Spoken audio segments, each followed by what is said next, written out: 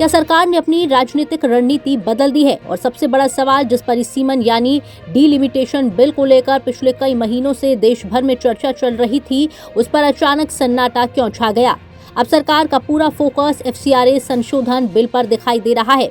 आखिर इसकी वजह क्या है? क्या सरकार पहले ऐसे बिल पास कराना चाहती है जिन पर राजनीतिक टकराव कम हो और बाद में बड़े संवैधानिक मुद्दों पर फैसला ले, या फिर सरकार विपक्ष की रणनीति को भांप चुकी है और उसी हिसाब से अपने कदम बढ़ा रही है?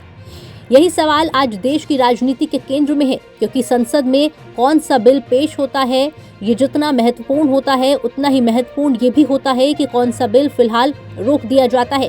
राजनीति में कई बार फैसलों से ज्यादा अहम उसकी टाइमिंग होती है और फिलहाल ऐसा ही कुछ इस मॉनसून सत्र में देखने को मिल रहा है।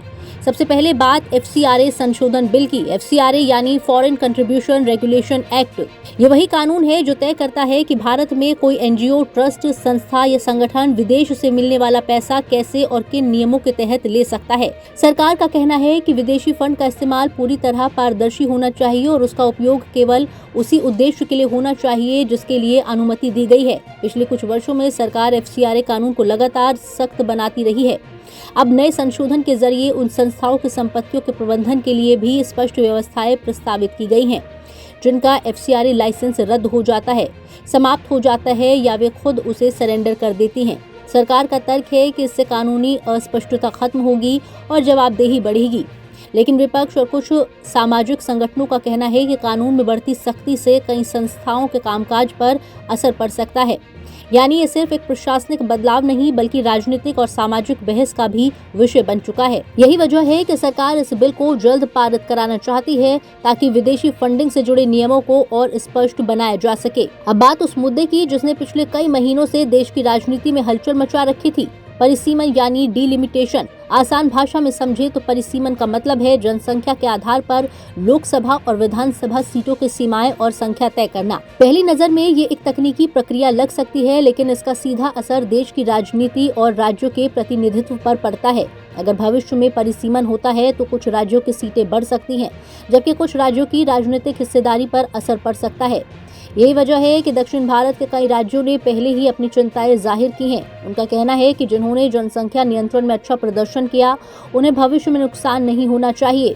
दूसरी तरफ सरकार का कहना है कि परिसीमन संविधान के प्रावधानों के तहत होने वाली प्रक्रिया है और जब समय आएगा तो सभी पक्षों से चर्चा की जाएगी। लेकिन फिलहाल इस सत्र में परिसीमन पर सरकार की ओर से कोई बड़ी पहल दिखाई नहीं दे रही। राजनीतिक विश्लेषकों का मानना है कि सरकार शायद इस समय किसी बड़े राजनीतिक टकराव से बचना चाहती है, क्योंकि संसद में पहले से कई अहम विधेयक लंबित हैं और सरकार चाहती है कि पहले वे पारित हो जाएं। ऐसे में परिसीमन जैसे संवेदनशील मुद्दे को फिलहाल पीछे रखना एक सोची समझी रणनीति भी हो सकती है। अब सबसे बड़ा सवाल, क्या ये सिर्फ संसदीय रणनीति है या इसके पीछे बड़ा राजनीतिक संदेश भी छुपा है? क्या सरकार 2029 के चुनावों से पहले हर बड़े मुद्दे को चरणबद्ध तरीके से आगे बढ़ाना चाहती है?